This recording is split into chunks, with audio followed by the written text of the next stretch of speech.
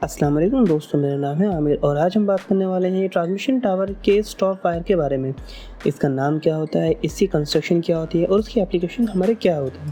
तो दोस्तों, सबसे पहले अगर इसके नाम की बात करें तो इस वायर का हमारा नाम होता है OPGW वायर, यानी कि ऑप्टिकल ग्राउंड वायर। अगर इसकी कंस्ट्रक्शन की बात करें तो जो इसका इनर सरफेस होता है उसके अंदर हमारे मल्टीपल ऑप्टिकल वायर्स देखने के लिए मिलते हैं, जो सराउंडेड होते हैं हमारे एल्युमिनियम के या स्टील के स्टैंड से। तो अगर आप ये पूछना चाह रहे हैं कि हम लोग स्टैंडर्ड वायर का यूज़ क्यों करते हैं, एक सिंगल वायर का यूज़ क्यों नहीं करते हैं, तो इसका आंसर मैंने आपको अपनी पिछली वीडियो में दे दिया था, जिसकी लिंक मैं आपको आई बटन में दे दूंगा। तो दोस्तों, ये जो एल्युमिनियम वायर है OPGW का, ये डायरेक्टली हमारे ट्रांसमिशन टावर के टॉप पार्ट से कनेक्टेड होता है और ट्रांसमिशन लाइन के साथ साथ ये टॉप पर चलता है। ट्रांसमिशन टावर के डायरेक्टली कनेक्ट होने की वजह से ये ट्रांसमिशन लाइन्स को हमारा नेसेसरी प्रोटेक्शन प्रोवाइड करता है। OPGW वायर हमारा नॉर्मल ट्रांसमिशन लाइन से काफ़ी ज़्यादा थिन होता है, तो कभी अगर लाइटनिंग स्ट्राइक होती है तो ये वायर हैवी करंट को लॉन्ग डिस्टेंस पर ट्रैवल करने से रोकता है और उसको पहले या दूसरे टावर पर ही रेस्ट्रिक्ट कर देता है। तो अगर OPGW वायर की एप्लीकेशन की बात करें तो मैंने सबसे पहले बताया, ये जो वायर होता है हमारा ट्रांसमिशन लाइन को प्रोटेक्ट करता है किसी भी लाइटनिंग स्ट्राइक से। तो आप लोगों के दिमाग में चीज़ ज़रूर आई होगी, जो हमारी लाइटनिंग है, जो बिजली है, वो सिर्फ इसी वायर पर ही क्यों गिरेगी, जो बाकी ट्रांसमिशन लाइन के वायर है उस पर भी तो गिर सकती है। तो इसका जो आंसर है वो हमारा बेसिक करंट की जो टेंडेंसी होती है उसके अंदर ही छुपा हुआ होता है। तो आप लोग ये चीज़ जानते हैं, जो करंट की एक टेंडेंसी होती है कि वो लीस्ट रेजिस्टेंस पाथ पे फ्लो करता है, यानी कि उस पाथ पे, उस जगह पे प्रवाह करता है कि जहाँ पे उसको सबसे कम विरोध देखने के लिए मिलता है। तो मैंने पहले ही बताया था कि जो ऑप्टिकल ग्राउंड वायर होता है वो हमारा ग्राउंडेड होता है टावर्स के थ्रू, जिसकी वजह से इसका जो पोटेंशियल होता है वो 0 वोल्ट होता है। जबकि अगर हम नॉर्मल ट्रांसमिशन लाइंस की बात करें तो वो हमारा काफ़ी हाई वोल्टेज पे होते हैं, यानी कि 132 kV पे 400 kV तक यूज़ होती हैं। इसीलिए कभी भी लाइटनिंग स्ट्राइक की वजह से जो बिजली होती है वो इसको ग्राउंडेड करता है और नॉर्मल हमारे ट्रांसमिशन लाइन को प्रोटेक्ट करता है। दूसरे यूज़ की अगर हम बात करें तो ये वायर हमारा कम्युनिकेशन के लिए भी यूज़ होता है। दोस्तों, OPGW वायर के अंदर जो होता है वो हमारे ऑप्टिकल वायर्स यूज़ होते हैं, जो कि दो सब स्टेशन के बीच में कम्युनिकेशन का काम करते हैं। दोस्तों, OPGW वायर यूज़ होने से पहले हम लोग सिर्फ एक सिंगल ग्राउंडेड वायर का ही यूज़ करते थे टावर्स पर, और जो कम्युनिकेशन का पार्ट होता था वो एक मेथड होता था PLCC, यानी कि पावर लाइन कैरियर कंट्रोल, जो सबस्टेशन टू सबस्टेशन हमारा कम्युनिकेशन प्रोवाइड करता था। जिसमें हमारा जो नॉर्मल पावर सिग्नल होता है, यानी कि जो 50 हर्ट्ज का जो सिग्नल फ्लो हो रहा है, उसके अंदर ही हम लोग जो हाई फ्रीक्वेंसी सिग्नल होता है, जो कि बेसिकली हमारा मैसेज सिग्नल होता है, इसका मॉड्यूलेशन करते थे। लॉन्ग डिस्टेंस में हम लोग ट्रैवल करवाते थे ट्रांसमिशन लाइन के थ्रू, और सबस्टेशन पर पहुंचने के बाद वहाँ पर नेसेसरी फिल्टर्स लगाते थे और अलग अलग जगह पे यूज़ करते थे। तो इस फिगर में आप लोग देख सकते हैं कि हमारी पावर लाइन है जो कि 50 हर्ट्ज और एक हाई वोल्टेज की लाइन होती है। उसके साथ हमारा एक हाई फ्रीक्वेंसी सिग्नल जो होता है उसका मॉड्यूलेशन किया जाता है। उसके बाद इसको एक लॉन्ग डिस्टेंस पे ट्रांसमिशन लाइन के थ्रू ट्रैवल करवाया जाता है, और दूसरे सबस्टेशन पे पहुंचने के बाद यह हमारा एक इक्विपमेंट होता है, जिसको आपने देखा होगा, एक सिलेंड्रिकल फॉर्म में ये इक्विपमेंट होता है।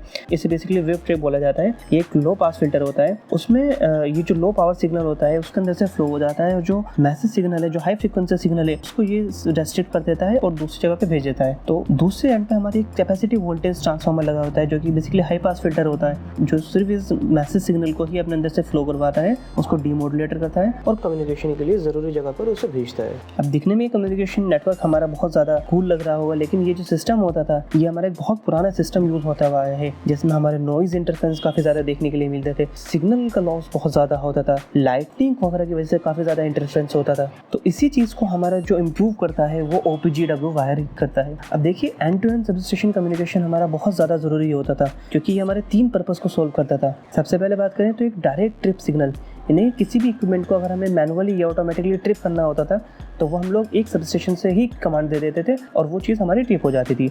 दूसरी चीज़ हमारी टेली कम्युनिकेशन, यानी कि 2 सबस्टेशन के बीच में कम्युनिकेशन को ये प्रोवाइड करता था। तीसरी चीज़ जो हमारे सॉल्व करता था ये टेलीमेट्री, यानी कि इक्विपमेंट के बारे में नेसेसरी इन्फॉर्मेशन देना, उसका टेम्परेचर कितना है, उसकी करंट एंड वोल्टेज कितना है, उस इक्विपमेंट की हेल्दीनेस कितनी है, ये चीज़ हमारी प्रोवाइड करता था। अब यही चीज़ हमारे OPGW वायर प्रोवाइड करते हैं, बल्कि और भी ज़्यादा बेहतर तरीके से प्रोवाइड करते हैं। तो अगर हम OPGW वायर का एडवांटेज एडवांटेजेस के बारे में बात करें तो जो ऑप्टिकल फाइबर होता है, ऑप्टिकल केबल जो होती है वो हमारे किसी भी इलेक्ट्रोमैग्नेटिज्म, किसी भी लाइटनिंग स्ट्राइक से बिल्कुल भी अफेक्टेड नहीं होती। दूसरा एडवांटेज जो होता है हमारा ऑप्टिकल फाइबर जो होता है वो एक इंसुलेटर होता है और किसी भी कंडक्टिंग पार्ट से इसका कोई रिलेशन नहीं होता। ऑप्टिकल फाइबर का यूज़ लॉन्ग ट्रांसमिशन लाइन्स के लिए भी किया जा सकता है। ऑप्टिकल फाइबर के अंदर जो हमारा कम्युनिकेशन होता है बहुत ज़्यादा इम्प्रूव और बहुत तेज़ी से होता है।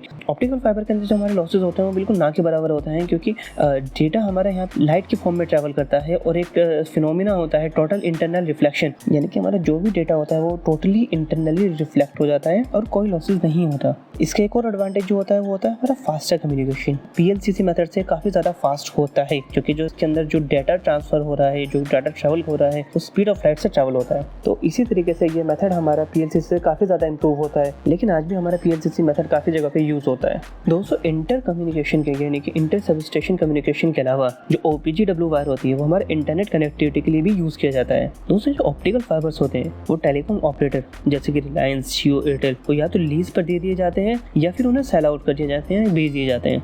अब आप लोग बोलोगे कि हमारे जो फ़ोन में जो कम्युनिकेशन होता है वो तो वायरलेस होता है। तो हाँ दोस्तों, जो आपके फ़ोन में टावर के थ्रू जो कनेक्शन होता है वो हमारा वायरलेस होता है, लेकिन टावर टू टावर यानी कि एक टावर दूसरे टावर से ज़्यादातर ऑप्टिकल फाइबर से ही कनेक्टेड होते हैं।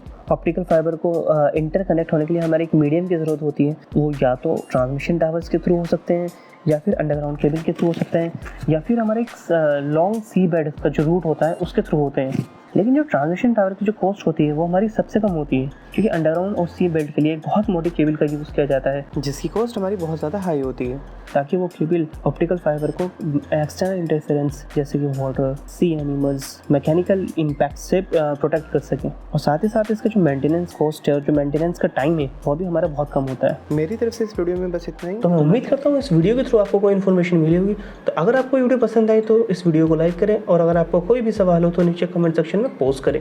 मैं आपसे मिलता हूँ अगले वीडियो में। Good bye.